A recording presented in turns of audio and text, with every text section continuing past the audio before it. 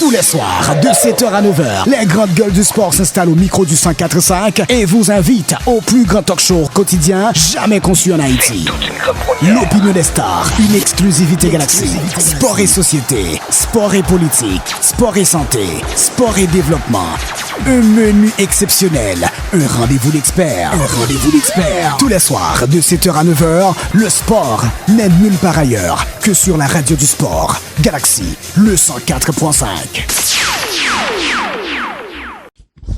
Bonsoir chers amis, heureux de vous retrouver en ce mardi 21 juillet. Nous sommes contents d'être avec vous et nous espérons vous apporter les dernières informations autour de l'actualité sportive internationale qui est toujours très dominée en ce mois d'été par les retombées de la Coupe du monde de football. Cela fait environ 48 heures que le rideau est tombé sur la Coupe du monde 2026, mais le mondial, les faits importants, les statistiques, les retombées, les regrets également, les échecs sont analysés. L'ensemble des faits du mondial sont passés au crible des spécialistes qui essaient de voir en tout quel a été le poids du mondial dans l'évolution du football, qu'est-ce qui a marqué ce changement particulier, arrivé à 48 clubs dans la compétition. Et tout cela, bien sûr, fait l'objet d'analyses de la presse spécialisée, pourquoi pas des fanatiques, même si aux États-Unis, on n'en parle pas beaucoup, on n'en parle presque pas dans les rues, on ne voit pas d'images comme cela serait le cas dans un autre pays véritablement de football. N'empêche que l'ambiance des stades était extraordinaire, en dépit des prix extrêmement élevés. Des gens ont fait des sacrifices, se sont déplacés à l'occasion des matchs et ont créé une sacrée ambiance.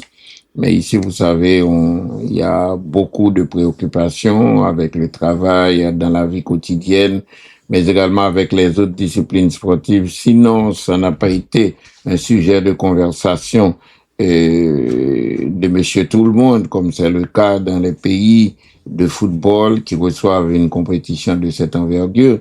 Donc, on en est encore aux phases de bilan.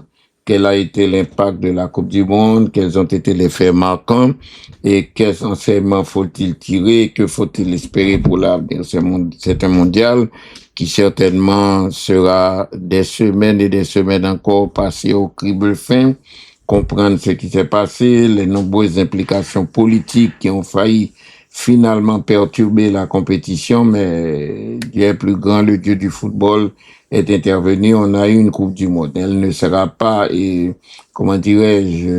souvenir extraordinaire, il ne restera pas comme s'il est la plus grosse Coupe du monde, peut-être qu'elle n'en sera pas la plus belle, mais de toute façon, il y a des retombées, on analyse le jeu, les joueurs, les statistiques, les résultats.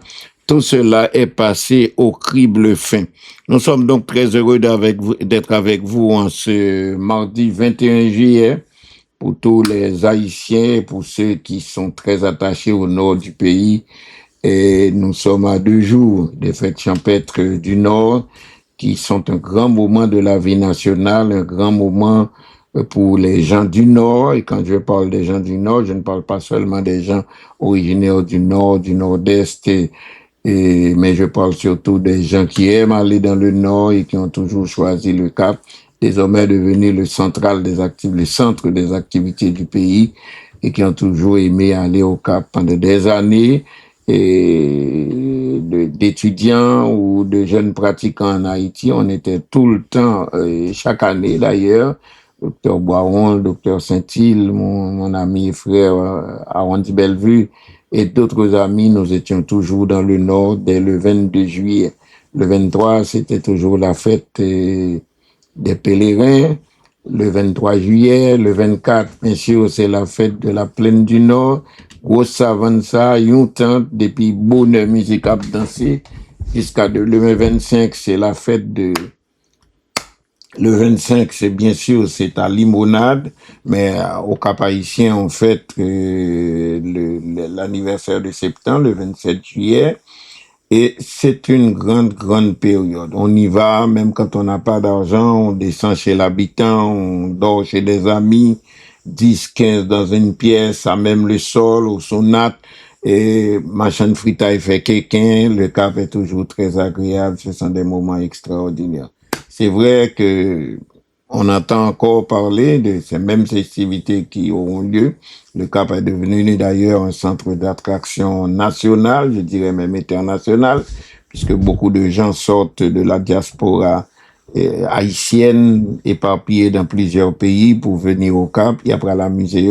Donc, moi, je regrette pas l'emplacement, mais avec amis, avec cavalier ou pas, l'important, gain l'argent ou pas gain l'argent, orange corps, à peine moins descendre, un milicien arrêté. C'était le slogan. Depuis qu'il pile monde dehors à cap prend frais, mais premier cap prend frais, cap prend centre fête là, et puis coup, bah, la vini ou, et coup, musique la vini, nous commençons à danser, et l'un vient nous amis, l'un vient nous l'autre monde, l'un vient nos tickets toujours, finalement, nous font entrer dedans, alpha, bagay. Des fois, rencontrer, ou venir à amis, on nous camper blague, nous pas jamais danser. Pour les musiques là, bon pour nous camper botable, nous amuser nous, sous quelque nous. Des fois, tout croisons amis, on fait soirée avec elle. Des fois, nous venons des amis, nous pas connaître tout. Nous fait toute soirée à camper à bail blague. L'important, on oublie un petit peu l'enfer quotidien, fête champêtre. Fête champêtre, son moment important, je souhaite que tradition ça nous pas perdu. Alors, je souhaite aux amis qui iront, notamment nos délégués, nos journalistes dans le Nord, qu'ils profitent pour s'amuser et qu'ils transmettent de très bonnes informations au public du reste du pays. D'après l'Ensotine, pour tomber dans la festivité nationale, n'a tombé le 14 août dans bal Tropicana, n'a tombé le 15 août, n'a fait bal Tropicana. Ensuite, n'a pu dégager nos altigua, qui sac pas altigua, ça prend le marteau de mocable, ça prend le riche. Belle fête. En attendant, nous allons partager avec vous quelques réflexions sur cette Coupe du Monde qui s'est terminée il y a tout juste 48 heures. Et on en parle encore. On n'en parle pas beaucoup ici, parce que ici, ce n'est pas véritablement un pays de football, mais on en parle un peu à travers le monde.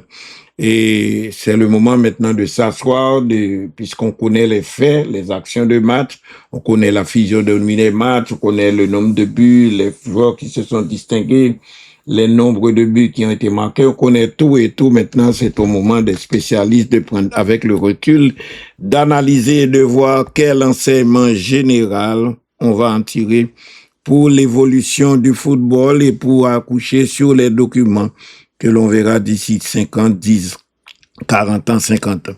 Là, le premier point, bien sûr, qui intéresse tout le monde, on connaît le vainqueur, c'est l'Espagne, qui a été donc le grand vainqueur de la compétition. Et pour la première fois, je ne sais pas, je vous ferai le calcul d'ici la soirée, mais apparemment l'Espagne est championne du monde en filles et elle est championne du monde en garçons. Je ne sais pas s'il y a eu cette coïncidence parce que dans le temps, les grandes équipes masculines n'étaient pas forcément les grandes équipes féminines. Pendant plusieurs années, les premières années du football féminin, la première Coupe du Monde s'est jouée en Chine. En été 1991, les éliminatoires pour notre zone de la CONCACAF ont d'ailleurs été organisés au stade Sylvio XIV. Ça a été une très très belle fête du 16 au 29 avril 1991. Le président Aristide venait d'arriver au pouvoir 4 mois auparavant et on l'a sensibilisé sur l'affaire. L'Antoine Tassi, qui était bien connu dans la zone de la CONCACAF, était parti. C'est beaucoup de mêlées pour faire aboutir la candidature d'Haïti.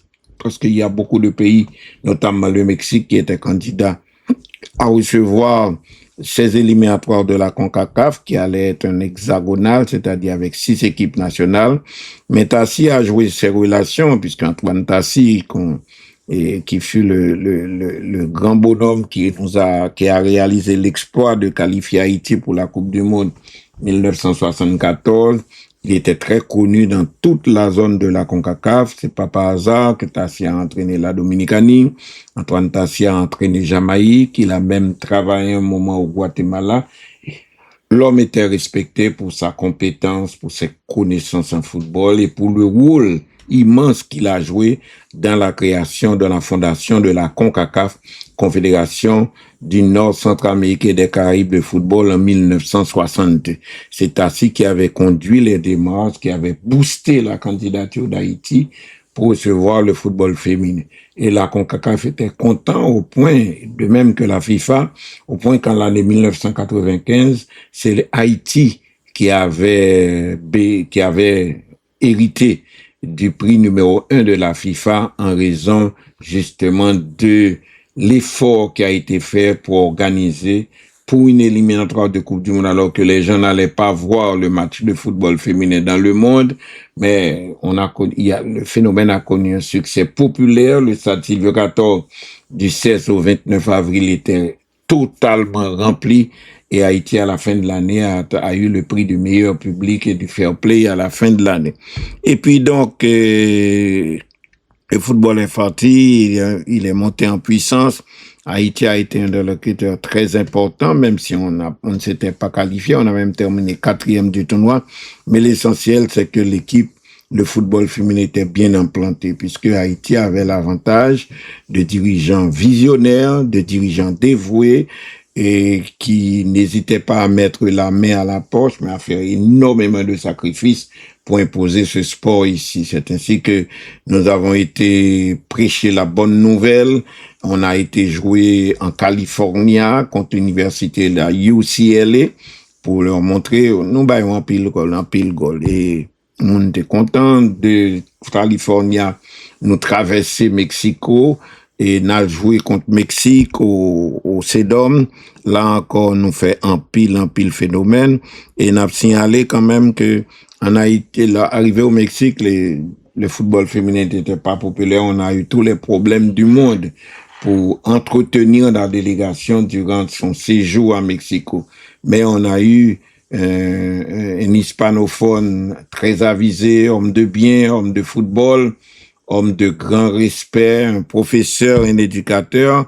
Là, on parle du docteur Louis Lamotte, qui était à l'époque président et fondateur de l'Institut Lope de Vega. On l'a rencontré à Mexico. Il nous a montré des tuyaux, des restaurants bon marché, des hôtels où on pouvait loger. On a fait un séjour magnifique. C'était en 1979.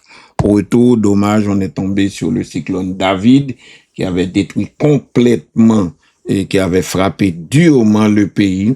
La délégation est revenue et on a conservé le meilleur souvenir. Et Haïti a joué donc le rôle de promoteur, le rôle de modèle pour le développement du football féminin dans la Caraïbe, même si les États-Unis à l'époque, en raison de la prééminence qu'avait le sport féminin aux États-Unis, notamment dans les collèges et les high school, États-Unis t'es un plus gros niveau que t'es gagné, mais la popularité, nous travaillons sous 100 piles. Nous travaillons avec une équipe formidable. On a été aux Antilles, à Antigua, en Guadeloupe, en Martinique. Nous allés à la Guyane française. On est allé à Trinidad. Et nous allés Suriname. L'équipe haïtienne féminine est montée jusqu'en France. On a été à Reims, on a été à Paris, et avec une équipe, je vous parlerai d'ailleurs des filles et des pionnières qui ont été de ce voyage que Jean-Claude Sanon, moi-même, et monsieur Paul Gentil, qui était trésorier de la Ligue féminine, madame Robert Denis, encore une femme de grande culture, une grande dame de la société haïtienne. Nous fait Paul Gentil, qui était un fonctionnaire de la banque. Avec petit moyen pas nous, avec ça, nous fait un cadeau, nous montrer dans le vent football féminin dans le monde entier, en Europe, en Amérique du Nord, dans les Caraïbes, pour nous faire ça lier, ça a été vigné à un moment donné, puisque c'est toute une vie consacrée à l'implantation de ce sport. La presse haïtienne, la presse sportive haïtienne a tenu ce pari.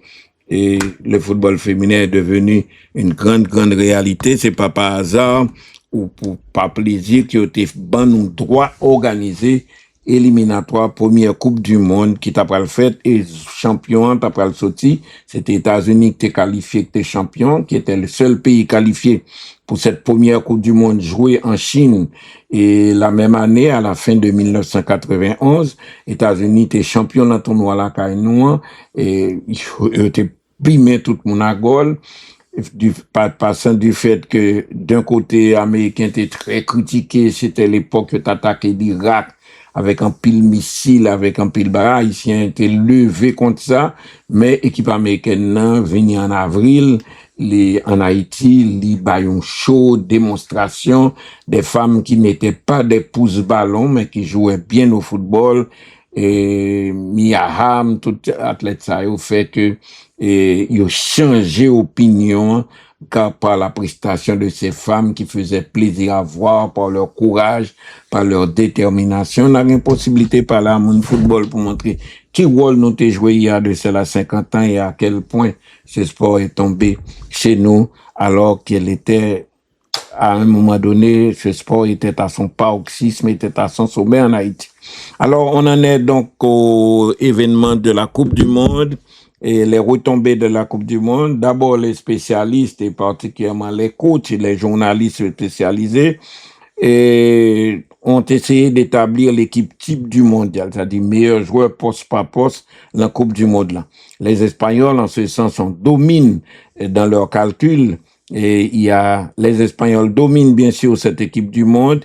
Il y a 4 Français présents dans l'équipe type de la Coupe du Monde selon les votes qui ont été faits, non pas par les journalistes, mais des gens, des fans de football qui ont participé par Internet à cette sélection. Le sacre de l'Espagne, donc, a conclu cette Coupe du Monde de tous les records il y a 48 heures. Des joueurs ont marqué les esprits par des buts à foison, des performances défensives impressionnantes ou une régalette simplement impressionnante. Découvrir donc le 11 majeur, les 11 meilleurs joueurs poste par poste de la compétition selon des votes qui ont été organisés par un journal français, L'Équipe. La Coupe du Monde 2026 donc a marqué les esprits tant sur le terrain qu'en dehors. Les acteurs principaux, ceux qui ont joué sur le gazon, ont offert un grand spectacle dont le dénouement a été le 2e titre mondial obtenu par l'Espagne après sa victoire après prolongation contre l'Argentine par 1-0. Les internautes donc de ce journal français, L'Équipe, ont été consultés et 65 000 votants, ce qui est un nombre respectable, ont élu leur équipe type du tournoi avec sans surprise une majorité de joueurs espagnols. Dans la formation organisée en 4-4-2, équipe type championnat Conseil Feli, comportant 2 milieux défensifs et 2 milieux offensifs, on compte 5 joueurs de la Roja, donc 5 joueurs de sélection espagnole.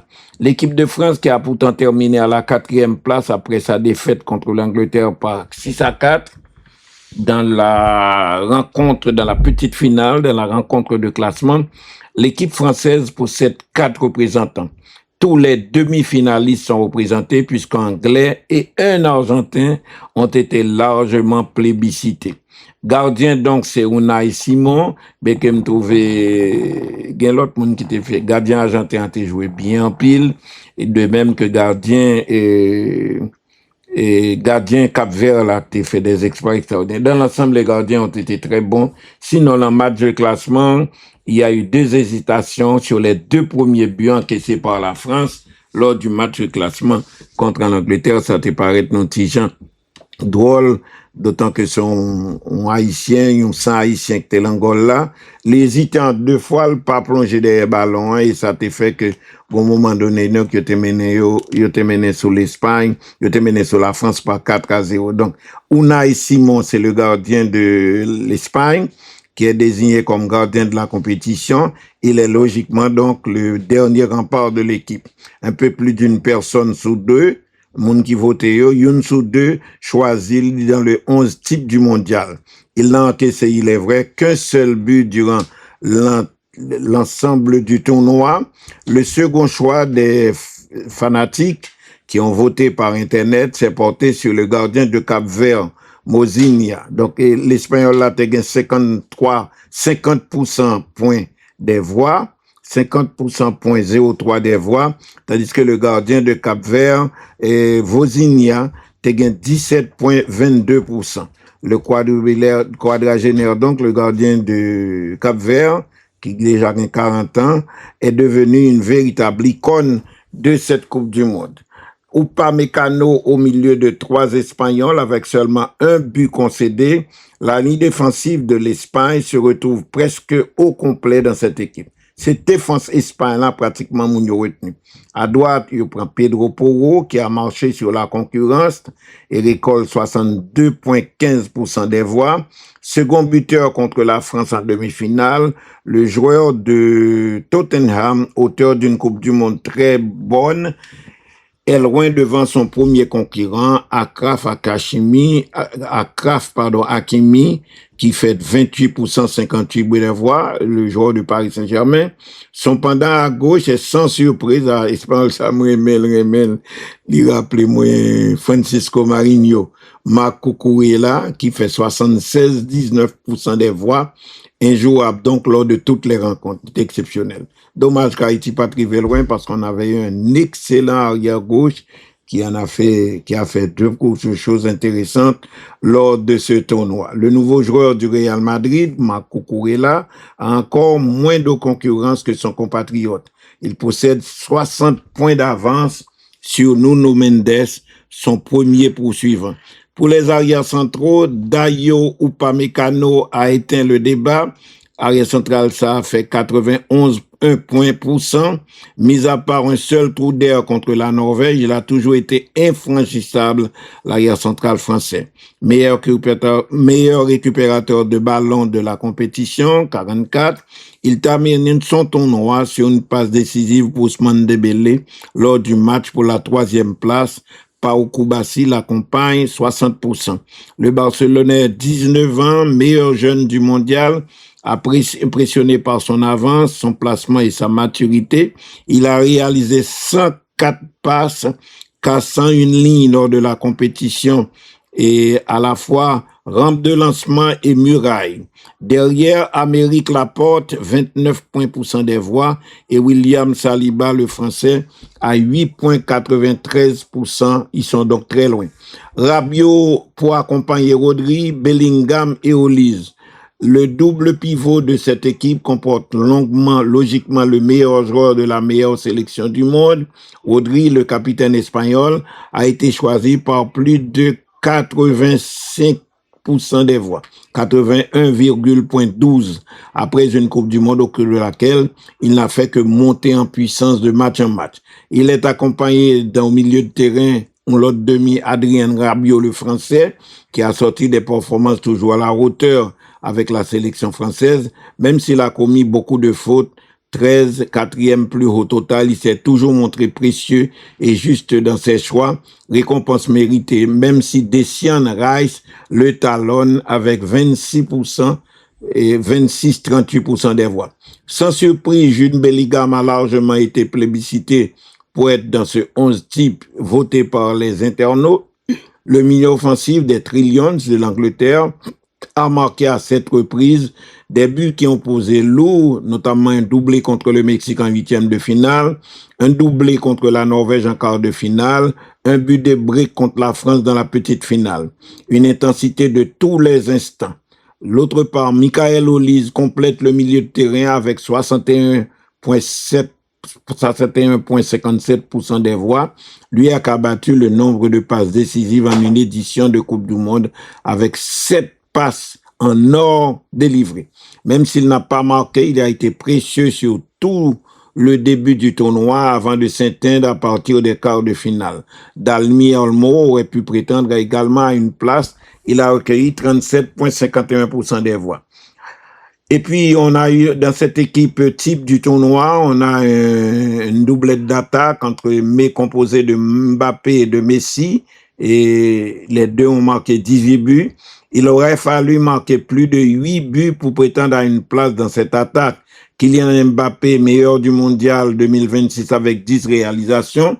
et meilleur buteur de l'histoire de la Coupe du Monde, laissant son compatriote longtemps meilleur buteur Juste Fontaine, meilleur buteur de la Coupe du Monde 58, le laissant rien derrière, puisque Fontaine a 13 goals, lui-même est déjà à 22 goals. C'est le joueur qui a été le plus choisi dans les équipes des internautes, et Kylian Mbappé fait 91,7% des voix. Le joueur du Real Madrid a été au four et au moulin pour tenter de te cocher une 3e étoile avec l'équipe de France, mais ça n'a pas suffi. Il forme donc un duo d'attaque dans cette équipe type avec Léo Messi qui a eu 44,01%, auteur de 8 buts et de performances magistrales tout au long du tournoi ayant raté simplement la finale. Et octuple Ballon d'Or, Léo Messi a eu 39 ans pendant le tournoi, pourtant il a joué comme s'il en avait 10 de moins. Erling Haaland, 41% des voix, Harry Kane, 16% des voix, n'ont pas fait le poids, mais ont été comme remarquables dans le tournoi. On a noté quand même, toujours concernant les retombées, mais concernant la vision d'avenir, la Coupe du Monde 2038 en France, un horizon lointain et une candidature qui ne sera pas forcément possible. La France, en tout cas, veut organiser le Mondial 2038, la Coupe du Monde 2038. Avant de se lancer éventuellement dans une candidature pour l'organisation, en 2038 de la Coupe du Monde, le camp français devra en savoir plus sur les règles de jeu fixées par la FIFA. Si Zinedine Zidane fait un bail aussi long, 14 ans, puisque c'est lui, dit-on, qui va prendre la place de Deschamps comme entraîneur, eh bien, comme entraîneur de l'équipe de France, il sera donc toujours Zidane. Si la France organise le Mondial 2038 là, Zidane sera encore en poste comme entraîneur de l'équipe de France en 2038 pour une compétition organisée en France, comme le souhaite l'association territoire d'événements sportifs, le TES, une organisation française, qui recommande à la Fédération française et au pouvoir public de poser la candidature de la France pour organiser l'Euro féminin en 2033, l'Euro masculin en 2036 et surtout le Mondial de football en l'année 2038.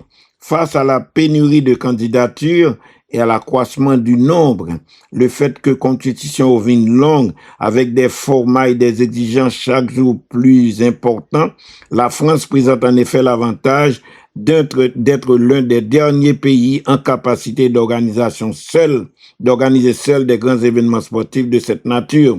C'est ce qu'a signalé le rapport, avant de préciser que la France maximiserait toutefois certainement encore davantage ses chances en s'associant avec un autre pays européen comme l'Allemagne, notamment pour limiter le bilan carbone de la compétition. La France a déjà dit très clairement qu'elle soutiendrait Infantino pour intérêt pâle pour le cas essayer une Coupe du Monde 2038 là.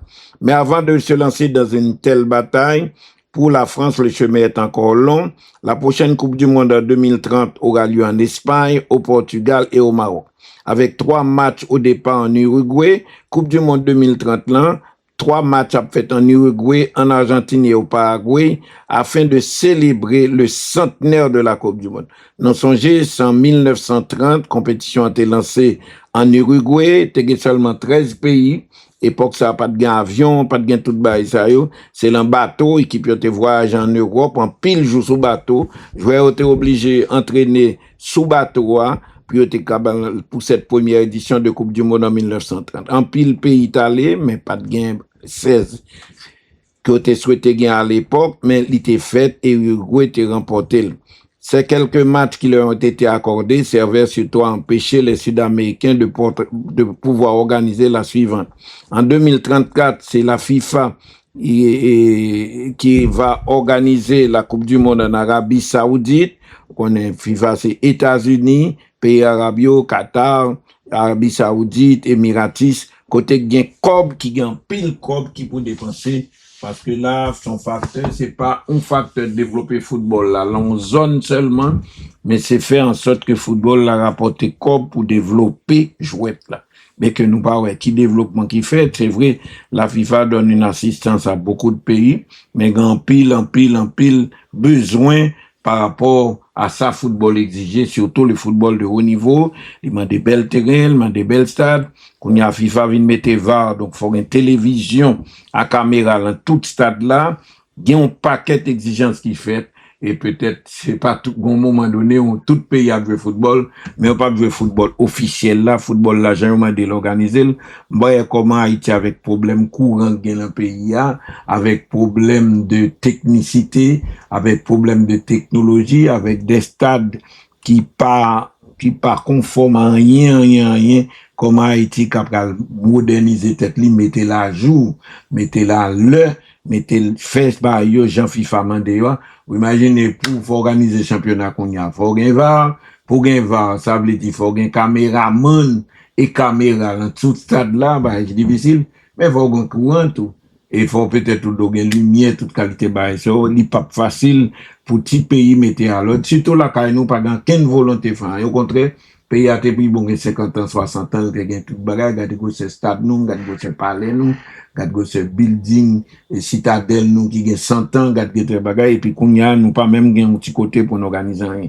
Haïti a pas en retard et très bientôt, et peut-être très bientôt, si effort pas fait, nous capables même pas quitter nous jouer football la caille. En tout cas, le processus de candidature pour 2038 n'est pas encore ouvert. On connaît que 2030, là, nous t'ai déjà dit, pour fêter les 100 ans de la Coupe du Monde qui ont eu lieu en Amérique du Sud, en Uruguay.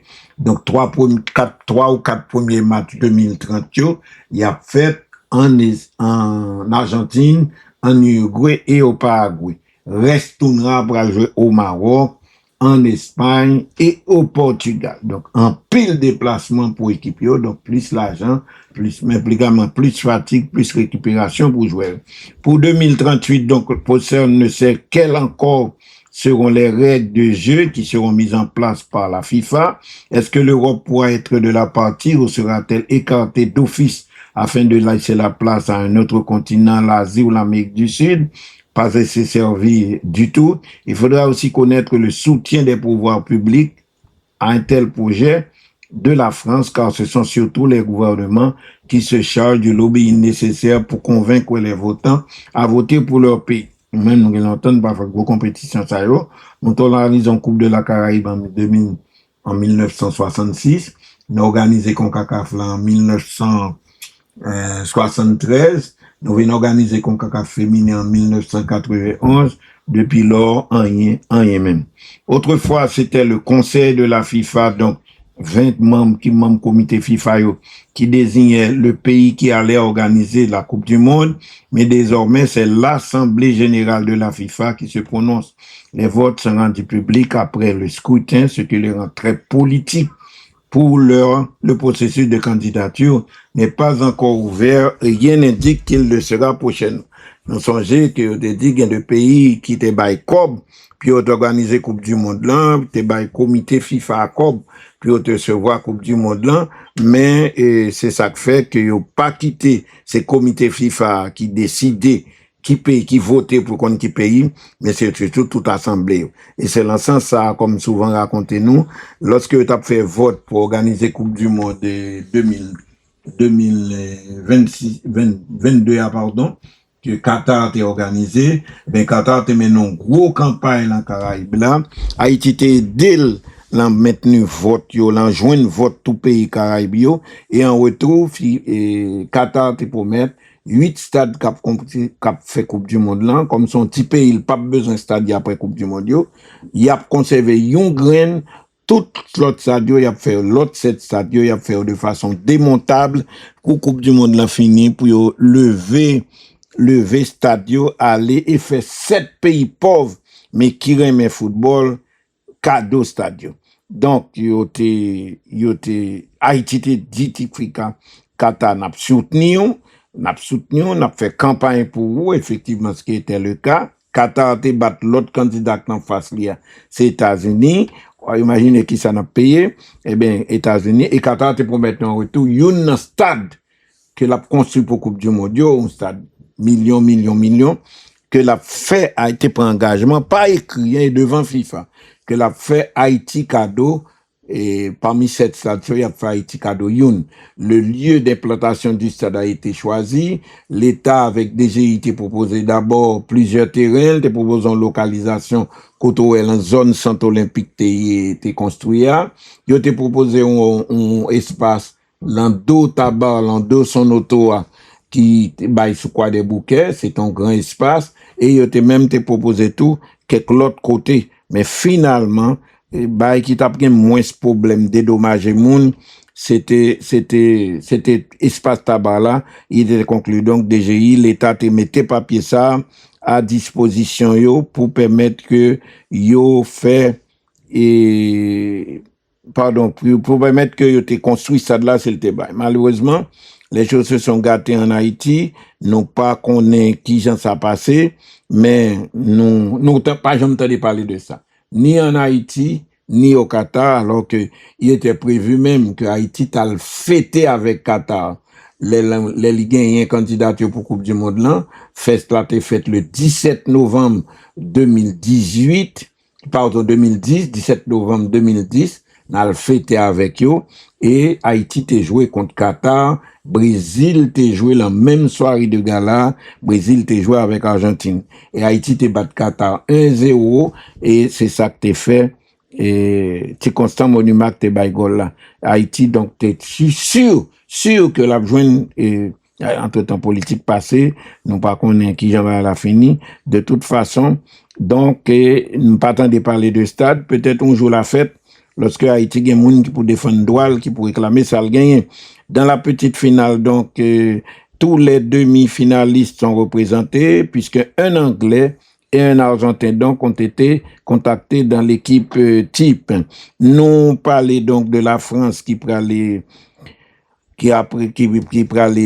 organisé qui veut organiser la Coupe du Monde 2038 avant de lancer éventuellement dans une candidature pour l'organisation en 2038, le camp français devant en savoir plus sur les règles, ou par contre si c'est 64 équipes, ou par contre si c'est 50, c'est 64 équipes ou une quantité de stades ou gagner, ou bien des facilités de terrain d'entraînement ou gagner, ou bien facilité de travail, d'hébergement qu'on a besoin. En tout cas, face à la pénurie de candidatures, la France aimerait organiser et recommande aux responsables de la Fédération française, les organisations qui encouragent la France à organiser la Coupe du Monde, demander pour la France porter candidature pour l'organiser Euro féminin en 2033, Euro masculin en 2036 et surtout le mondial en 2038. Face à la pénurie de candidatures et à l'accroissement du nombre d'équipes participantes, des formats très longs du tournoi, des exigences des compétitions, la France présente en effet l'avantage d'être l'un des derniers pays en capacité d'organiser seul les grands événements sportifs de cette nature. C'est ce que souligne le rapport qui recommande à la Fédération française et au gouvernement français de présenter sa candidature pour l'organisation. Et Français dit, si tu as un problème, nous manquer force dans la candidature, nous avons toujours proposé l'Allemagne pour le mettre ensemble la France, pour mettre ensemble avec la France pour organiser la Coupe du Monde 2038. Mais avant de se lancer dans une telle bataille, le chemin est très long. La Coupe du Monde en 2030 aura lieu en Espagne, au Portugal et au Maroc, avec 3 matchs au départ en Uruguay, en Argentine et Paraguay, afin de célébrer le centenaire de la Coupe du Monde. La première édition a eu lieu, comme je le rappelais, comme je le soulignais, en 1930. Mais ces quelques matchs qui leur ont été accordés servaient surtout à empêcher les Sud-Américains de pouvoir organiser la suivante en 2033. La FIFA a les mettre championnat ni Coupe du Monde des clubs, ni Coupe du Monde intercontinental, ni Coupe du Monde des féminines, li mettre dans le pays qui gagne moyen, qui gagne l'argent, qui gagne pognon.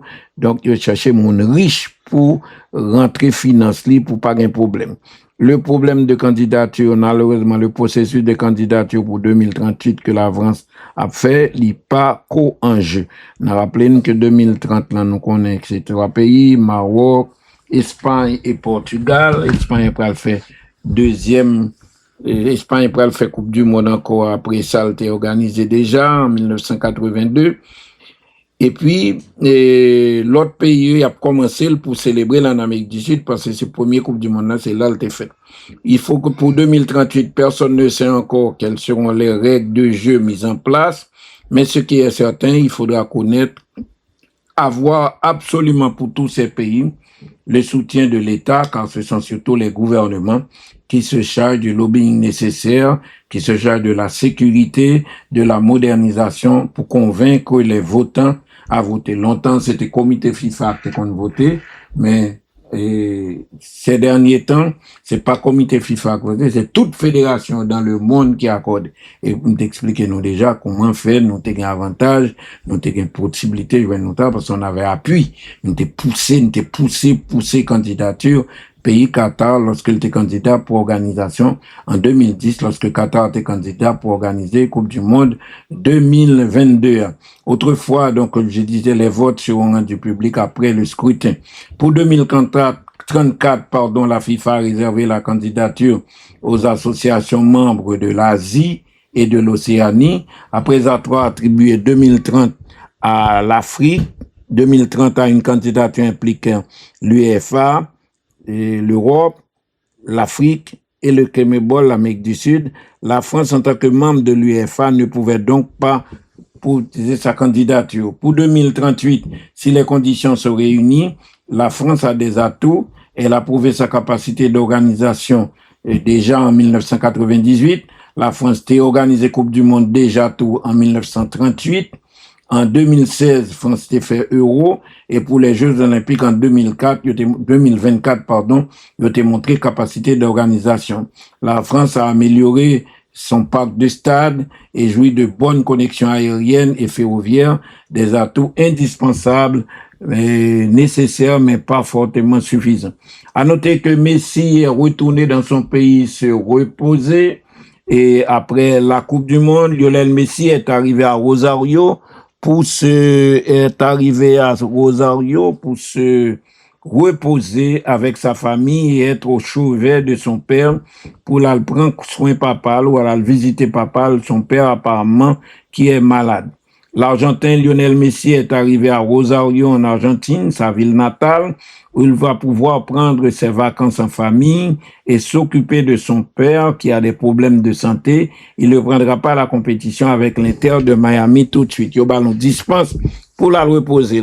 Après la défaite de l'Argentine en finale de la Coupe du Monde contre l'Espagne, Lionel Messi est donc de retour depuis aujourd'hui mardi dans son pays pour se reposer en famille à Rosario, sa ville natale. Arrivé matin. Et Messi, qui a été 8 fois Ballon d'Or, a atterri à Rosario à bord d'un vol privé vers 6h30 du matin en compagnie de son épouse Antonella Roccuzzo et de leurs 3 enfants. L'Argentin rejoint la maison dans laquelle il séjourne habituellement lorsqu'il revient dans la région. Pas oublier quand même que depuis l'âge de 13 ans, donc depuis 1985, depuis 2005, Messi pas vivre en Argentine depuis l'âge de 13 ans. Il était déjà en formation, en développement à Barcelone. Son retour donc dans sa ville natale n'a pas que pour but de se reposer. Le père de Messi, Jorge Messi, qui est âgé de 68 ans et qui est aussi son agent, le père n'a pas quitté comme l'Aldeo, est en proie à des problèmes de santé, comme l'a annoncé son entourage à la suite du premier match de la sélection Argentine contre l'Algérie, où Messi avait terminé très ému, il avait paru très affecté. Il devrait se reposer un moment puisque le capitaine argentin va manquer au minimum les 2 prochains matchs de l'Inter de Miami, programmés le 26 juillet et le 2 août. Il manquera également le All-Star Game de la Major Soccer League de la MLS qui se tiendra le 29 juillet à Charlotte. À noter, l'Espagne se réjouit de ce que pour une fois le football a été juste. Le football se fait parfois avec justice. Au lendemain de son titre de champion, la presse espagnole estime que le football est parfois juste. Quelques heures après le couronnement de la sélection espagnole et dans cette Coupe du Monde, les quotidiens espagnols ont glorifié la performance collective de leur sélection, sans manquer de signaler le contraste avec la mauvaise image montrée par l'Argentine battue. Au vu des files à l'entrée de certains marchands de journaux, il fallait parfois s'armer de patience hier en Espagne pour lire la presse du jour. Cette presse que les fans de la Roja garderont précieusement a évidemment accordé une très large part à la victoire de l'Argentine. Son directeur, Juan Ignacio Gallardo, évoque dans son éditorial une justice absolue, un bonheur maximal. Le football est parfois juste, écrit-il. Parfois, il récompense celui qui le mérite le plus. Et plus loin, il dit, au sujet de l'Argentine, cela ne vaut pas la peine d'écrire grand-chose. Une équipe radine, sournoise, agressive, sans idée, avec un excès de jeu à la limite de la régularité, qui cherchait à faire sortir nos joueurs de leur bon. Heureusement, nous n'avons pas répondu à la prolongation. Pour sa part, le journal Le Mundo Deportivo a aussi pensé à Messi. Dans ses pages 2 et 3, AS, l'autre quotidien du sport à Madrid, titre également que l'Espagne a gagné, le football a gagné. Il souligne au fil de ses articles le travail de son entraîneur et sa plume sélective jusqu'à considérer que Luis de la Fuente a mis le but de Fernand Torres en lui accordant sa confiance, puisqu'il est entré au début des prolongations malgré les critiques et en faisait toujours de l'attaque, malgré les critiques qu'il recevait, et il faisait toujours son premier remplaçant. Dès sa une, la revue AS souligne en outre un fait inédit, les sélections masculines et féminines sont championnes du monde en même temps. En Catalogne, Mundo Deportivo simplement parle des bichampions. Le journal ABC, pour sa part, parle d'Espagne invincible dans une version terrible. Et puis, on parle surtout dans le bilan du mondial. Le mondial était un mondial fortement politisé. Il y a eu des prix extrêmement élevés, des visas impossibles à trouver même par des participants comme l'arbitre somalien et le carton rouge de l'Américain Balogun effacé sur demande de Trump. Un commentateur suisse a critiqué la FIFA. David Lemos, commentateur de la radio-télévision suisse, le diffuseur officiel, était sans pitié. C'était sans doute la Coupe du Monde la plus mercantile de l'histoire, l'une des plus politisées aussi. S'était lancé le journaliste Gianni Infantino l'avait présenté comme la plus belle qui soit arrivée à l'humanité à peu de choses près. Ce qui est sûr, c'est qu'elle aura rapporté plus que jamais auparavant. Là où certaines chaînes pouvaient se montrer frileuses à critiquer, le journaliste, bien que en Suisse, pays de la FIFA, n'a pas hésité, n'a pas mâché ses critiques. Le journaliste du diffuseur officiel a évoqué le cas de Folarin Balogun. On aura vu un président se vanter d'avoir appelé le président de la FIFA pour faire annuler la suspension de joueurs. Il s'éloigne ainsi qu'un politique s'est immiscé au cœur du jeu. Donald Trump, à l'occurrence, avant de conclure dans les quarts temps et la mi-temps de la finale qui a duré près de 30 minutes. Songez là quand nous rencontrons ce genre de problème, ça. Nous songez en 1971, lorsque l'Aubert était pété entre le Noir et Don Bosco, là on match presque en rencontre finale de Coupe Pradel, il était radié, il était non seulement une bataille qui était baillé un goal, une pénalité, il était accordé Don Bosco une pénalité que les n'ont pas très bien, bataille pété, habite là qui était monsieur Moscova, Antoine Moscova recevoir en pile pataswell, eh bien, yo match a été fin campé, fédération a décidé banni, sanctionner jouer avec le noyau et naturellement même après au début de l'année c'était époque Duvalier pas de quoi mourir mais il était très malade et en pile effort a fait pour yo préparer public là pour recevoir Jean-Claude Duvalier comme futur président de la République. Les ça ont fait gros athlètes sont à l'étranger, athlètes haïtiens térémens comme Mohamed Ali, Cassius Clay, mais surtout comme Santos du Brésil. Et le moment que Santos t'a pas venir, et l'État a trouvé drôle que les Noirs avec une bonne équipe, avec de bons joueurs qui sont membres de la sélection nationale, eh bien, le gouvernement a décidé et gracier jouer avec les Noirs, lever sanctions pour être capable de jouer contre pour te cap jouer contre Pelé, pour te cap jouer dans l'équipe nationale qui t'a pris prendre Santos là, qui t'a pris jouer avec Santos du roi Pelé. Donc chef dans tout pays toujours mais chef. Mais est-ce bon pour le football, c'est la question. Bon, est-ce que longtemps ça a tout nous qu'à vivre une organisation mondiale aussi puissante qui a tant de pouvoir et qui soulève tant de passion, est-ce que l'organisation mondiale ça tu dois accepter comme président de la République le fait dans le 4 et pour un bagage que tout le monde connaît. Lors des Jeux Olympiques d'hiver en 2006, un commentateur a critiqué FIFA pour être ça et monsieur a toujours continué à critiquer. Et puis, on reparle encore aujourd'hui de la mort du légende anglais Kevin Keegan. Il est mort donc à l'âge de 75 ans des suites d'un cancer au stade 4, le degré le plus avancé de la maladie. Il était ballon d'or en 78 et en 79 et avait rendu le diagnostic public en janvier dernier. Kevin Keegan est mort à 75 ans des suites de ce cancer, degré le plus avancé pour lequel il suivait un traitement depuis janvier. C'est une immense tristesse que nous annonçons le décès de Kevin Keegan à l'âge de 75 ans. Kevin luttait contre le cancer, était entouré de sa femme et de ses filles. Dans ses derniers instants, a écrit la famille dans un communiqué publié hier. Le double ballon d'or en 78 et en 79 a été l'un des attaquants les plus talentueux de sa génération au fil d'une carrière accomplie avec le champion d'Europe en 77, après avoir rencontré la Coupe d'Europe, la C3 en 73 et 76 à Hambourg, où il échouera en la finale de la C1 en 1982, ou encore à Newcastle. Celui qui était surnommé le King Kev a marqué 21 buts, disputé 63 matchs en équipe d'Angleterre, qu'il a dirigé plus tard comme entraîneur de 99 à 2000. Il a également entraîné Newcastle, Fulham et Manchester City. Kevin Keegan donc s'en va à 75 ans, en pile monde songé, époque tout le monde a suivi le championnat anglais chaque samedi, chaque dimanche.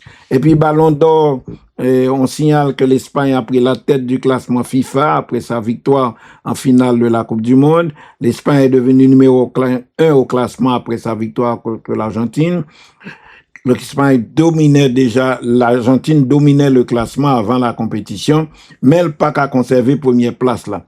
L'Espagne domine le football à tous les niveaux, le football mondial. Au terme de son parcours incroyable, la sélection espagnole s'est imposée donc en finale de la Coupe du Monde face à l'Argentine. Elle a chippé dans le premier temps la première place du classement FIFA à l'Argentine, son adversaire de dimanche soir. Les protégés de la sélection espagnole de Luis Lafonte, son entraîneur, retrouvent donc leur première place seulement 6 mois après l'avoir quitté en janvier dernier. Plus largement, ils n'ont plus quitté le podium du classement FIFA depuis le 18 juillet 2024 après la victoire à l'Euro. L'Argentine, de son côté, perpétue la malédiction de la première place de cette qualification. Depuis la création du classement FIFA en 1993, jamais l'équipe qui était en tête avant le début de la Coupe du Monde, pas jamais gagné Coupe du Monde là. La sélection argentine n'est pas passée loin d'infirmer cette théorie. Le Brésil a failli le faire lors de la Coupe du Monde 2002, mais a récupéré la tête du classement FIFA le 1er juin, soit le lendemain du début de la compétition. Et puis, football politique, la finale de la Coupe du Monde et la remise des prix ont soulevé beaucoup d'interrogations. Pourquoi pas, en effet, après la victoire de l'Espagne contre l'Argentine en finale, la cérémonie protocolaire s'est mise en route. L'Espagnol Borja Iglesias, malgré ses réticences, a serré la main du président américain Donald Trump. L'Argentin Cristian Romero ne l'a pas fait, président fédération argentine, mais cela ne semble pas être politique. Comme à l'issue de chaque finale de Coupe du Monde, une cérémonie protocolaire est toujours organisée pour émettre les différentes distinctions et du tournoi. Les Argentins ont été les premiers récompensés avec une médaille d'argent, si vous voulez, une médaille de finaliste, suite à leur défaite après prolongation. Chacun leur tour, les protégés, les joueurs argentins ont reçu leur récompense pour leur parcours qui a été pour le moins intéressant, mais éprouvant. C'est Gianni Infantino, le président de la FIFA, et Donald Trump, président des États-Unis, qui étaient en charge de remettre ces récompenses, à l'image de l'édition 2022, lorsque l'émir du Qatar avait remis les distinctions aux joueurs. L'un à côté de l'autre, Infantino et Trump. Les deux hommes ont donné chacun à leur tour leur médaille à un joueur.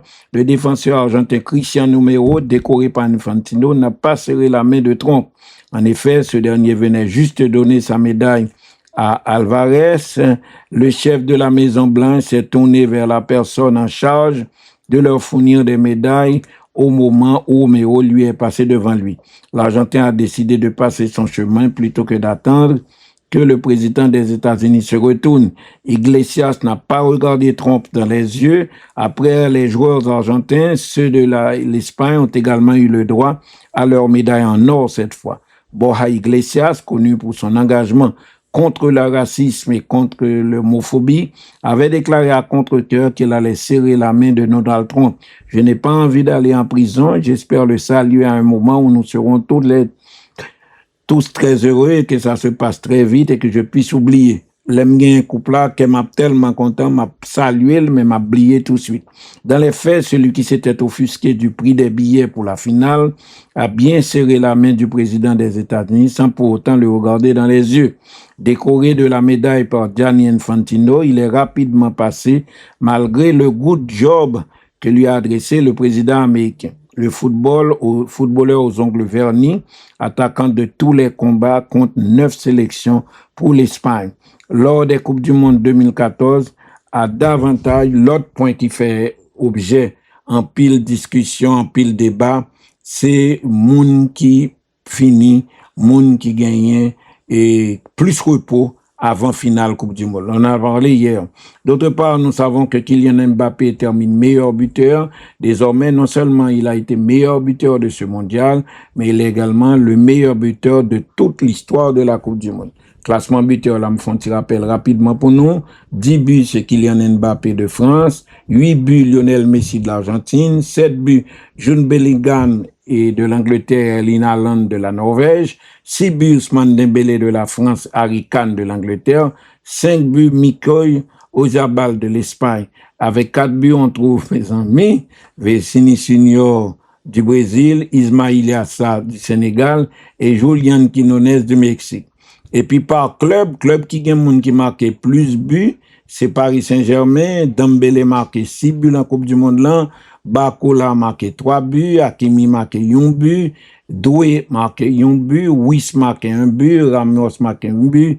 Mbaye marqué 1 but. Neves 1 but. Mendes 1 but. Au total, donc, joueur Paris Saint-Germain a marqué 16 buts en Coupe du Monde là. Deuxième club qui gagne plus joueur que marqué bulle, c'est Arsenal, qui gagne Saka, tien anglais, qui a fatigué Bilio sur l'aile droite là. Ça pas capté by 3 buts. Avert, c'est by 3 buts. Trossard, t'es by 2 buts. Merino, t'es by 2 buts. Rice, t'es by 1 but. Martinelli, t'es by 1 but. Gyökeres, by 1 but. Au total, donc, Arsenal, troisième club qui te gagne plus goals marqués en Coupe du Monde là, 13 goals. Quatrième club, c'est Bayern de Munich qui gagne Kane qui marque 6 goals avec l'Angleterre, Musiala qui bat 1 goal, Luis Diaz qui bat 1 goal, Bayern donc gagne joueur qui fait 8 buts. D'autre part, comme nous l'avons dit, mais nous confirmons cette information et le Real de Madrid vraiment est extraordinaire comme club. Il fait bien, il fait avec respect, il fait avec protocole. Malgré Kevin Keegan gagne longtemps parlant football actif, le Real Madrid ce matin a sorti un communiqué. Le Real Madrid, club de football, son président et son comité directeur regrettent profondément la mort, le départ de Kevin Keegan, légende du football anglais et du football mondial.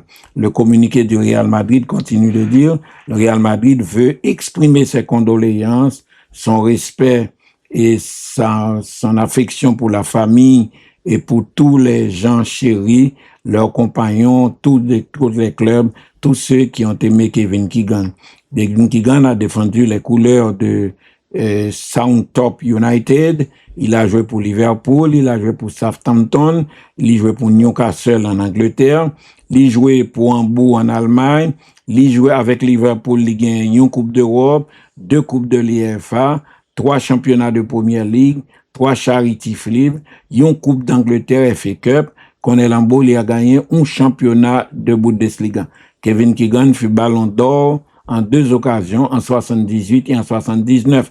Comme entraîneur, il a mené sa carrière durant plus d'une décade dans de nombreux clubs anglais et dans la sélection anglaise. En 1982, il a reçu l'ordre du mérite de l'Empire britannique. Kevin Keegan est mort à 75 ans d'âge. Qu'il repose en paix, termine le communiqué du Real Madrid. Et puis l'Espagne, en Espagne, on parle encore de Nico Williams qui est entré pratiquement en fin de partie dans la finale, mais il est devenu un héros en Espagne. Puis c'est lui qui a signé le but libérateur peu avant, il a commencé à penser à shooter tir de penalty. Il a reçu un message touchant de Inaki Williams, qui voyait un frère Nico Williams, qui est champion du monde avec l'Espagne. Et Livo dit, frère, tu as fait en sorte que des millions d'immigrés se sentent fiers. Et après la victoire de l'Espagne en finale de la Coupe du Monde 2026 contre l'Argentine, et dimanche soir avant hier, donc, Inaki Williams a rendu un bel hommage à son frère Nico, qui a été sacré champion avec l'équipe d'Espagne. Il a glissé un message sur l'immigration. L'un représente l'Espagne, et Nico, qui a marqué le but. L'autre frère représente le Ghana. L'un est devenu champion du monde dimanche soir, et l'autre en est ravi. Dans ce message publié sur les réseaux sociaux, Inaki Williams a rendu hommage à son frère Nico, sacré suite à la victoire de l'Espagne sur l'Argentine, champion du monde. Tu as fait l'histoire, a-t-il écrit sur X, le frère de Nico Williams. Mais au-delà du trophée, tu as fait en sorte que des millions d'immigrés comme nos parents se sentent fiers que leurs futurs enfants puissent un jour vivre ce que tu as vécu et que des millions d'Espagnols compatissent à notre histoire, qui n'est pas seulement la nôtre, mais c'est de toutes les personnes qui laissent tout derrière elles dans leur pays pour aller chercher un avenir meilleur dans un autre pays, parce que tu as touché le ciel du bout des doigts et tu as démontré qu'avec du travail et de l'effort, tout est possible pour un homme. Inaki Williams, le grand frère, est âgé de 32 ans. Il est né quand même à Bilbao en Espagne, mais a décidé en 2022 de représenter le Ghana, et pays de ses parents, après avoir honoré une sélection avec l'Espagne en 2016. Nico Williams, lui qui est âgé de 24 ans, est lui né à Pamplona, en Espagne, et joue pour l'Espagne également depuis 2022. Il totalise à ce jour, Nico, 36 sélections. Il a marqué 6 buts avec la OA. La Coupe du Monde, avant la Coupe du Monde, Nico avait remporté l'Euro 2024. Et puis, l'autre interrogation, et certainement beaucoup de gens se posent la question en Haïti, et quel avenir pour la sélection argentine pendant près de 10 ans, 15 ans, je ne sais pas, mais Messi a été son âme, Messi a été décisif et pour l'équipe d'Argentine. Quel futur pour l'équipe d'Argentine? Messi, malgré son âge, va-t-il continuer ou comment va-t-on opérer? Comment l'Argentine va faire pour surmonter une absence si importante? On a l'impression tout ça Argentine fait ces derniers temps, mais si tu n'as pas de là-dedans. Alors, quel futur pour l'équipe d'Argentine? La question est d'actualité.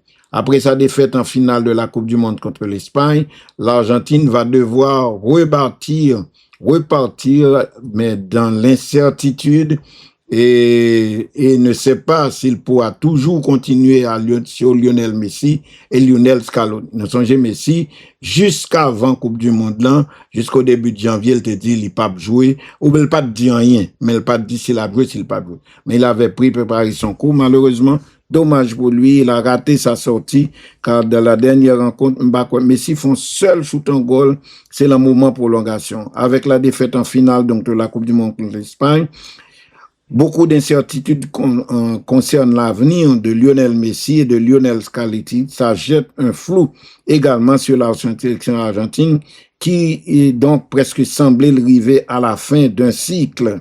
Est-ce que le peut connaître même misère Brésil a connu depuis longtemps, le pas jamais qu'à faire rien, depuis 2002, ou est-ce que l'Argentine va devoir reformer son équipe, relancer son football? On ne va pas trop.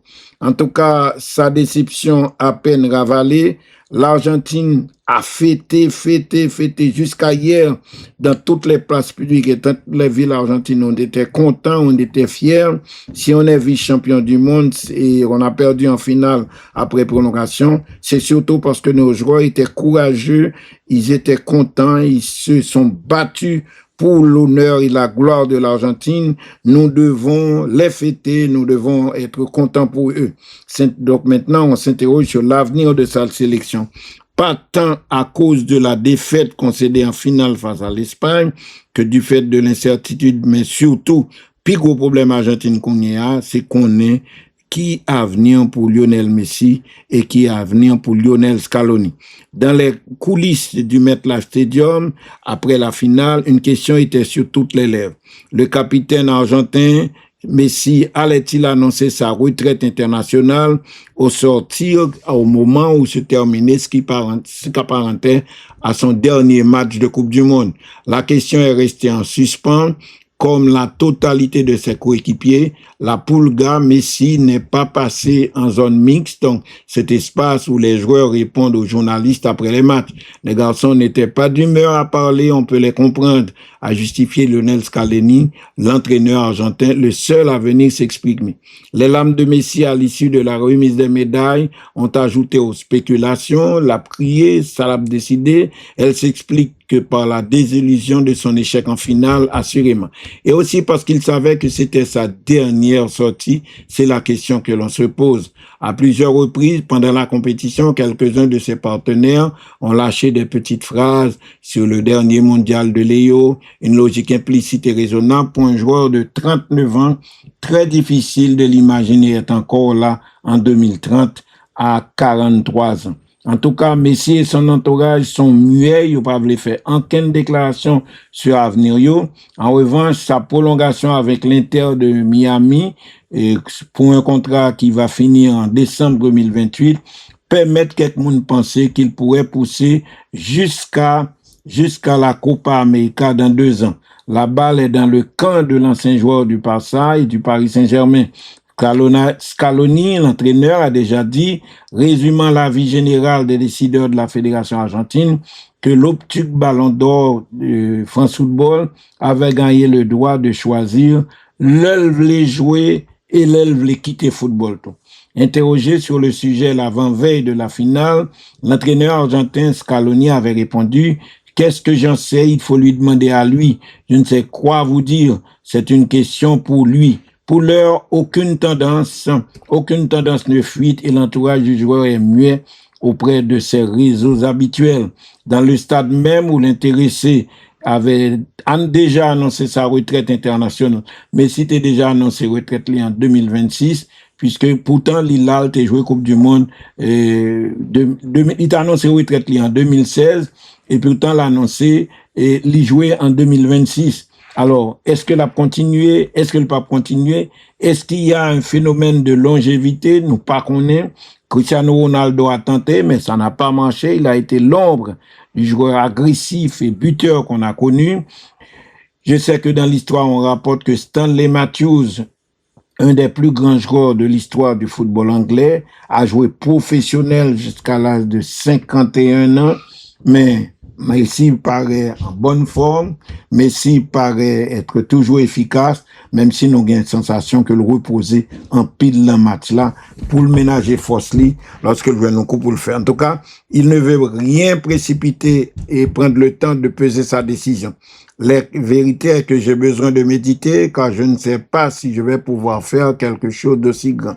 Même réflexion du côté de Scaloni, qui est encore jeune, 48 ans, qui est sous contrat jusqu'en décembre avec la Fédération d'Argentine comme entraîneur de la sélection. Le sélectionneur faisait l'objet d'une offre de prolongation, mais le fait qu'il est temporisé est un premier élément de réponse. La prend sans, il pas comme ça pour le faire. J'ai une idée de ce que je vais faire. Je vais terminer mon contrat. Ensuite, on verra, a-t-il étudié. Lors d'une conférence de presse, il n'a pas pu retenir ses larmes. La vérité est que j'ai besoin de méditer quand je ne sais pas si je vais pouvoir faire quelque chose d'aussi grand. Il faudra au moins qu'on en discute. Son bilan à 8 ans est vraiment exceptionnel avec une Coupe du Monde gagnée en 2022, une finale en 2026, 2 Copa América en 2021 et en 2024, plus une demi-finale de Copa América en 2019 et une autre finale en 2022.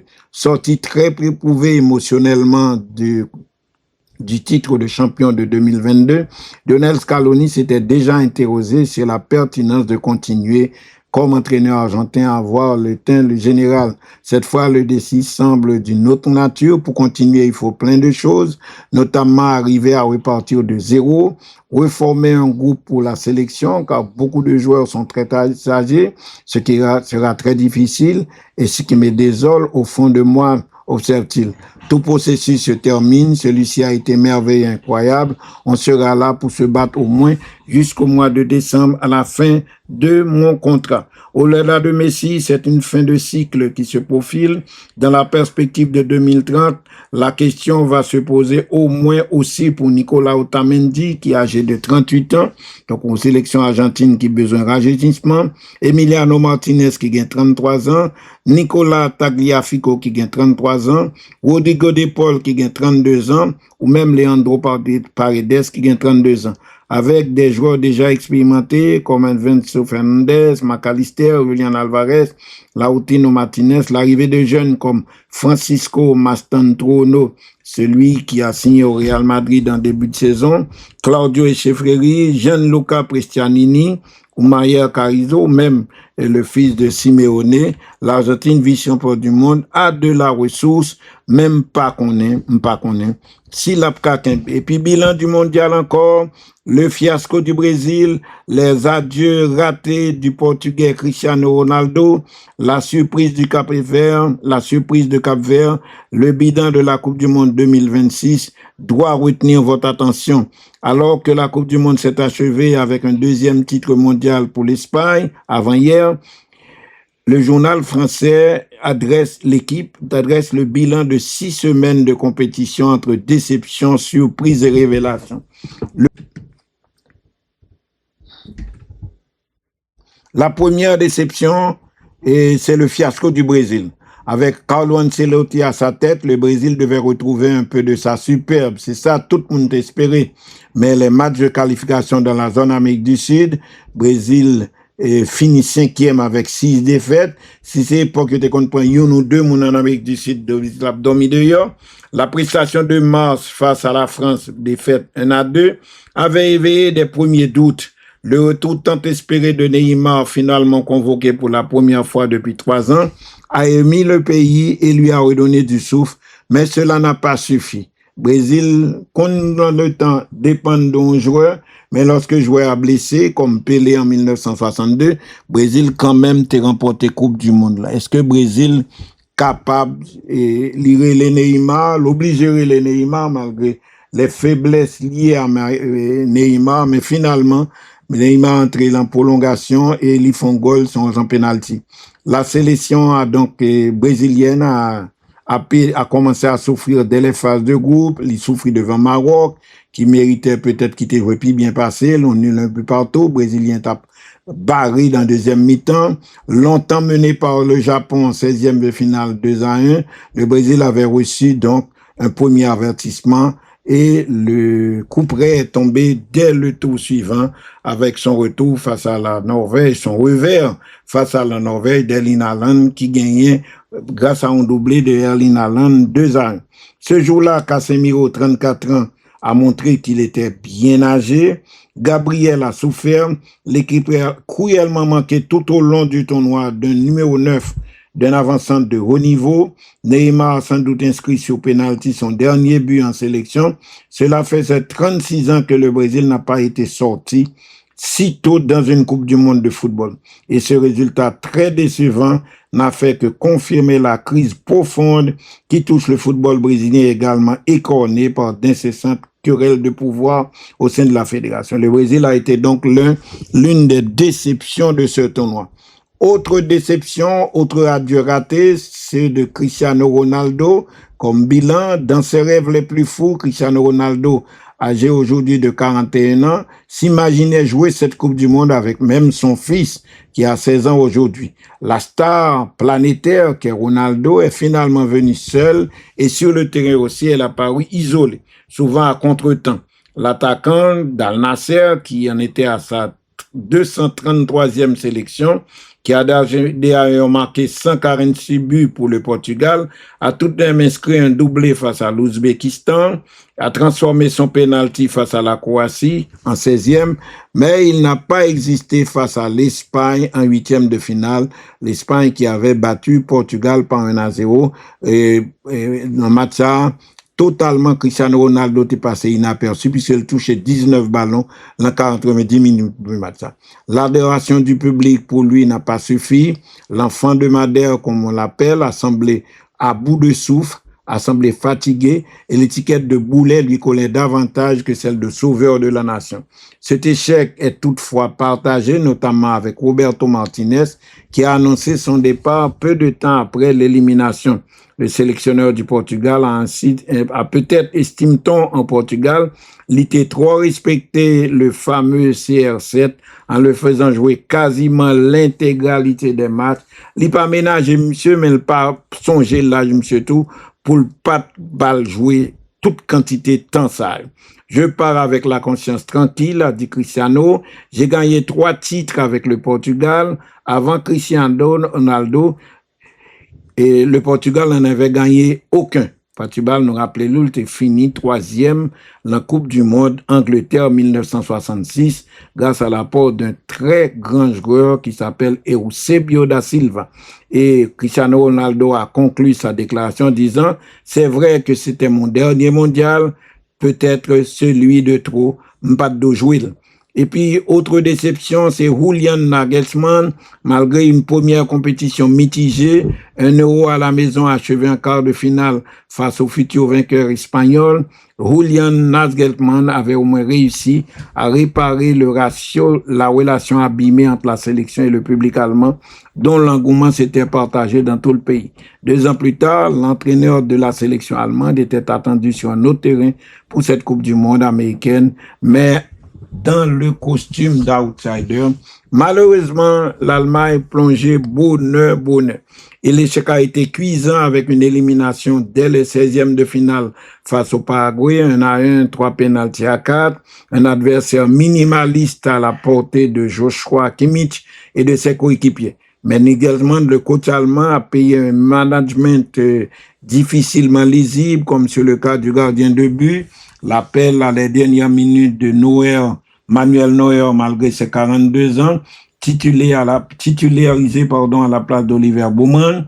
L'appel de l'avant-centre Denis Endal et encore une liste bancale avec un seul latéral qui ne voulait pas y jouer au poste de latéral comme Kimmich. À sa décharge de l'entraîneur allemand, le technicien a aussi dû composer avec les forfaits de joueurs offensifs importants tels que Serge Gnabry ou Lennart Karl. Il n'a pas trouvé de solution, il s'est accroché à son contrat qui courait jusqu'au prochain mondial en 2030 avant de céder publiquement tellement levé l'encol, l'obliger à remettre démission, l'IPAP continuer comme le contrat le prévoyait jusqu'en 2030. L'autre bilan encore, Zoran Mozambique, qui a été une révélation dans une Coupe du Monde élargie où les stars ont répondu présents au milieu d'une foule de joueurs pour beaucoup en mal de reconnaissance. Eh bien, Johan s'est détaché nettement avec 3 buts marqués et 2 passes décisives en 4 apparitions avec la Suisse. Johan Manzambi a même crevé l'écran. L'attaquant polyvalent, âgé de 20 ans, qui s'est engagé avec Aston Villa en Angleterre en cet été, finaliste de la Ligue Europa avec Fribourg en fin de saison, a pourtant commencé le tournoi comme remplaçant. Mais ses entrées en jeu face au Qatar, 1-1, puis surtout celle face à la Bosnie-Herzégovine 4-1, contre qui il a inscrit un doublé détonnant, ont changé la donne aux yeux du sélectionneur suisse Murat Yakin. Titularisé pour les 2 matchs suivants, il a encore fait parler sa vitesse, sa puissance et son instinct pour se montrer décisif, notamment sur l'ouverture du score avec Mbolo contre l'Algérie, et puis avant d'être stoppé dans son élan par une contusion au genou. Sans lui, l'équipe suisse a manqué d'énergie, l'équipe suisse a manqué d'idées, a manqué de réalisme en 8e de finale contre la Colombie et surtout en quart de finale. Mais le staff suisse n'a pas tout perdu. Ses performances ont convaincu le club anglais d'Aston Villa de miser gros et de le recruter pour 60 millions d'euros. Et puis, autre fait important dans ce bilan, la belle surprise a été le Cap-Vert. Dans quelques années, peut-être, les Cap-Verdiens réaliseront encore mieux la portée de leur exploit, car il s'agit bien de l'exploit, de cela, un exploit. Comment qualifier autrement le parcours des joueurs de Cap-Vert pour leur première participation à une Coupe du Monde? Les requins bleus, qu'on appelle les joueurs de Côte d'Ivoire, ont non seulement été les seuls à résister à l'Espagne, ils ont fait match en par 0-0, futur champion du monde, dans une phase de groupe qu'ils ont terminé invaincus de 2 et ont réussi l'exploit quand même d'éliminer l'Uruguay entraîné par le célèbre Marcelo Bielsa. Mais ils ont aussi fait trembler le finaliste argentin. C'est de peu que l'Argentine batte après prolongation équipe de Cap-Vert là. On a même poussé l'Argentine aux prolongations dans un 16e de finale irrespirable et incroyable d'intensité.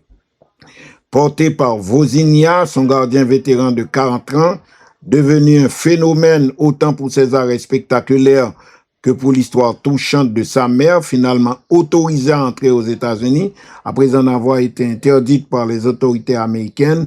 Et Cap-Vert, à la 64e nation au classement de la FIFA, il s'est distingué par sa rigueur défensive. Et puis notez, œuvre du sélectionneur Boubista, elle a été incarnée à merveille par Roberto Lopez, modeste défenseur de Chamokovas. Donc, une équipe héroïque, l'équipe de Cap-Vert. Et puis, on a signalé quand même concernant toujours les retombées de la Coupe du Monde, Yamin Lamal a été retourné dans sa région natale, dans son fief de Mataro. Lamine Yamal a été fêté en véritable héros pour cette 2e étoile acquise en Coupe du Monde de football par l'Espagne. La ville d'origine de Lamine Yamal était bondée pour suivre la finale, même si ce n'est pas le jeune Barcelonais qui a été le héros espagnol de la 2e étoile. Eh bien, soit au dépendant un horizon lointain, une candidature qui ne sera pas forcément possible. Il est le héros de l'Espagne. À noter que la France sera candidate pour l'organisation de la Coupe du Monde 2038 à un horizon vraiment lointain, une candidature qui ne sera pas forcément possible.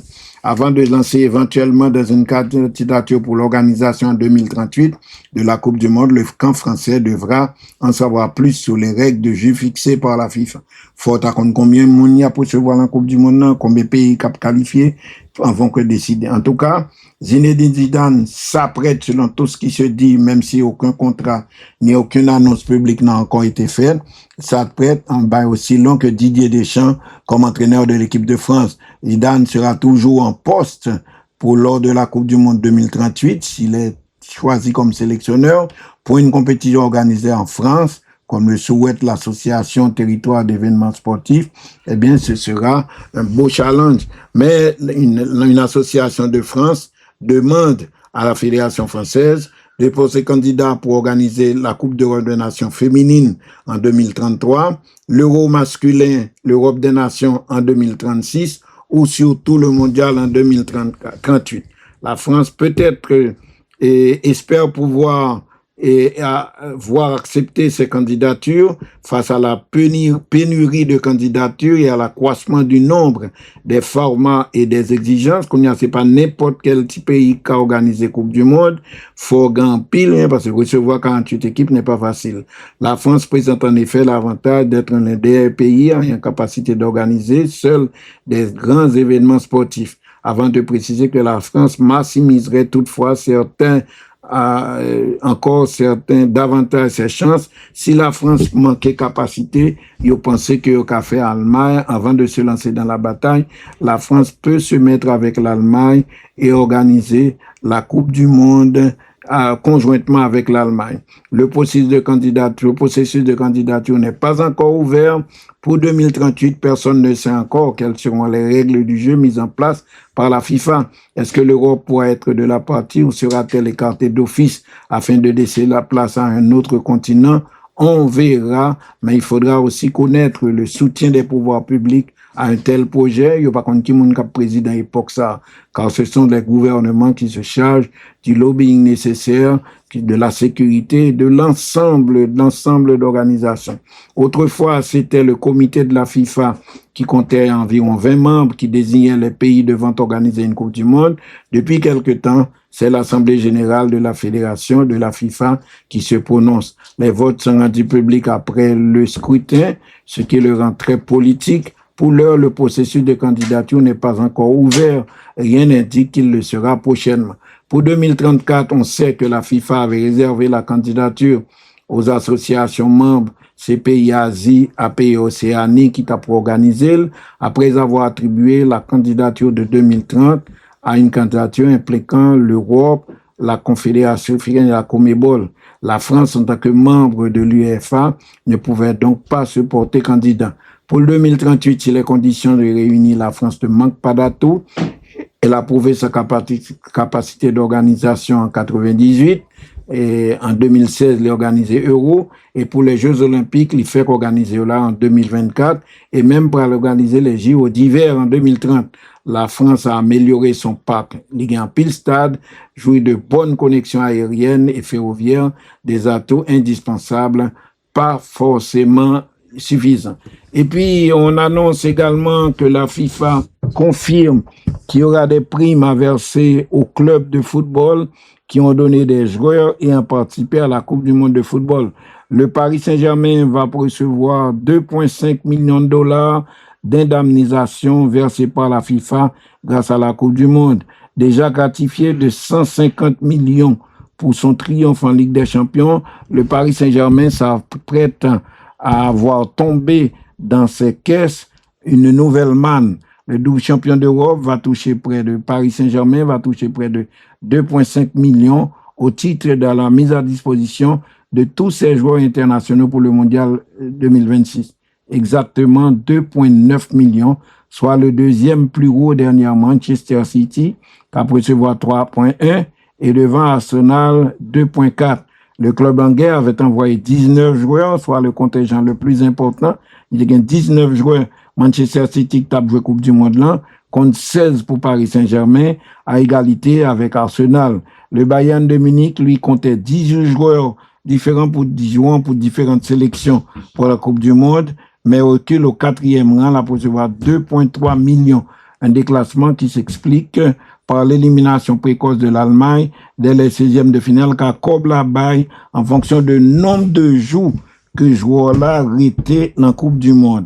Et puis, Lille et Monaco complètent le podium. Sur le plan national, le Paris Saint-Germain a recevoir devant Lille, crédité de 1,2 million pour 8 joueurs envoyés. Puis, par Monaco qui va recevoir 960 000. Et Strasbourg va recevoir 910 000. Nice va recevoir 890 000. Marseille a recevoir 880 000. À l'échelle des championnats, la Ligue 1 de France se classe 4e. Et en tout, Ligue 1 a recevoir 11 millions derrière la Première Ligue, la Bundesliga et la Liga, mais devant la Série A. Le calcul repose sur le FIFA Club Bénéfique programme avec une indemnité de 4 300 € ou dollars par jour et par joueur entre le 1er juin et le 19 juillet 2026 sur la base d'un taux de conversion de 1 dollar qui vaut 0,86 euros. La somme est ensuite répartie au prorata entre les clubs et a employé le joueur sur les 2 dernières saisons dans une enveloppe totale de 3,53 millions de dollars. Et puis, en Espagne, c'est toujours la fête, on continue de fêter. Héros espagnol de la finale de la Coupe du Monde, mais qui est vraiment ce Fernand Torres. Joueur polyvalent, fort des 2 pieds, du droit comme du gauche, à l'aise aussi bien à droite qu'à gauche, à l'aile droite qu'à l'aile gauche de l'attaque. Fernand Torres semble cocher toutes les cases pour plaire à Luis Enrique. Eh bien, Paris Saint-Germain voulait acheter lui, et par contre, si il y a vendu, mais Paris décide de mettre gros d'argent parce que c'est un joueur qui fait la décision, comme il l'a fait d'ailleurs pour l'Espagne dans la Coupe du Monde. Fernand Torres possède déjà l'un des CV les plus solides qui puisse être trouvé dans le football européen. Il a été formé à Valence. L'attaquant espagnol a ensuite évolué 1 saison et demie à Manchester City sous les ordres de Pep Guardiola. Depuis décembre 21, le droitier de naissance fait le bonheur du Football Club de Barcelone et pourrait bientôt découvrir une grosse écurie européenne avec un pile million, le Paris Saint-Germain. Le double champion d'Europe en titre est intéressé par sa signature. Luis Enrique, l'entraîneur parisien, a même échangé avec lui par téléphone pour expliquer le rôle qu'il lui réserverait au sein de son équipe. Il faut dire que l'international espagnol, qui a déjà joué 65 matchs pour l'Espagne et qui a marqué 20 buts, dans le bail avec Barcelone court jusqu'en 2026, a tout pour plaire à son compatriote et s'intégrer au dispositif parisien, à commencer par sa polyvalence et sur le front de l'attaque. Et voilà donc l'essentiel de l'actualité de ce jour. Et puis on parle de l'équipe type du mondial. Les Espagnols dominent cette équipe type. Il y a 4 Français dans l'équipe type. Et comment nous prenons équipe type ça? Eh bien, yo fait et la mi-temps terrain pour les centraux, le gardien c'est Unai Simon que on prend. Il est de loin le gardien retenu comme le meilleur gardien de la compétition. Il est logiquement le gardien qui sera de l'équipe type du tournoi, le gardien de l'équipe du tournoi. Il a recueilli 50% des votes. Upamecano au milieu de 3 Espagnols dans la ligne défense. Nous avons parlé en début d'émission. Rabiot au milieu de terrain pour accompagner Rodri, Bellingham et Olise. Et sans surprise, la ligne d'attaque, le milieu offensif devait être Jude Bellingham et l'attaque serait Mbappé ou Messi. Voilà donc un petit peu le tableau de cette équipe du tournoi. En tout cas, beaucoup de choses intéressantes. Nous continuerons à vous informer, à vous faire le bilan de cette Coupe du Monde. À noter quand même que la plupart des pays qui ont joué la Coupe du Monde, et à peine Finlande l'a fini, à peine 2 jours de cela, eh bien, un pile pays recommencer pour ces championnats la caille. Il y a même une équipe comme le Mexique qui a été éliminée en 16e de finale. Le Mexique a commencé déjà son championnat et les fanatiques peuvent toujours voir sur les chaînes espagnoles les rencontres du championnat mexicain. Ils n'ont pas dormi. Et l'Espagne, Real Madrid demandé une semaine pour envoyer le premier match pour lui parce que l'Italien que Joël yo font petit reposer avant de prendre. Football, pas gain campé, Jean émission Galaxy a dit football sans camper, c'est pour jouer, c'est monde qui peut jouer, c'est monde qui peut entraîner, c'est monde qui travaille là pour résultat. C'est dommage, comme je l'ai dit, au lieu de parler de la saison qui n'a toujours pas commencé, puisque c'est selon statut Fédération haïtienne de football, saison nous commencé en 15 janvier, les finit en 15 décembre. Mais pas rien qu'à fait, nous déjà en juillet, nous déjà donc année dernière était tombé dans la saison longtemps qui commence en septembre qu'elle finit en juillet, mais calendrier qui dans statut non son calendrier commence en janvier qui finit en décembre. Football pas qu'un campé, football c'est sans campé, football c'est sans dormir, surtout. Formation, développement. Ou pas qu'arriver loin, si ou pas faire formation. Si c'est gré ou avec un joueur qui a vu un pays ici, pays l'autre bon, c'est bon, c'est intéressant. Ça permet tout un petit peu plus performant, ça permet aux équipes plus solides, ça permet aux équipes bien vraiment. Mais football, c'est d'abord on discipline nationale. C'est lui pour prendre jeunes en charge, c'est lui pour encadrer, c'est lui pour faire bien grandir, bien bagaille, pas malade, faire en santé, c'est lui qui faire des honnêtes citoyens parce qu'il est habitué à lutter pour ça, il a besoin de son terrain, c'est lui qui permet tout en pile jeune. Même Jean Nerilia, même Jean Bacheba, même Jean Conventina, même Jean Shirley Jeudi, et sortir en misère absolue et river en hauteur pour qu'à vivre décemment, même avec famille. Je vous remercie d'avoir été des nôtres. Moi, je souhaite nous passer une bonne soirée. On continuera avec nos séries d'émissions. Demain soir, à compter de 19h, on fera toujours encore le bilan de la Coupe du Monde en même temps que nous aurons un œil sur les championnats qui vont commencer dans différents pays de la Terre, car pas un campé dans le football. Pas un campé, c'est travail. C'est seul gens qui ont été fournis. Merci encore. Passez une agréable nuit, amis de Galaxy et amis du monde entier. Merci de nous avoir suivis. Merci de nous avoir accompagnés jusqu'à 7 minutes. Passez une agréable nuit. Dieu vous bénit et à bientôt. Tous les soirs, de 7h à 9h, les grandes gueules du sport s'installent au micro du 104.5 et vous invitent au plus grand talk show quotidien jamais conçu en Haïti. L'opinion des stars, une exclusivité Galaxy. Sport et société, sport et politique, sport et santé, sport et développement. Un menu exceptionnel, un rendez-vous d'experts. Tous les soirs, de 7h à 9h, le sport n'est nulle part ailleurs que sur la radio du sport. Galaxy, le 104.5.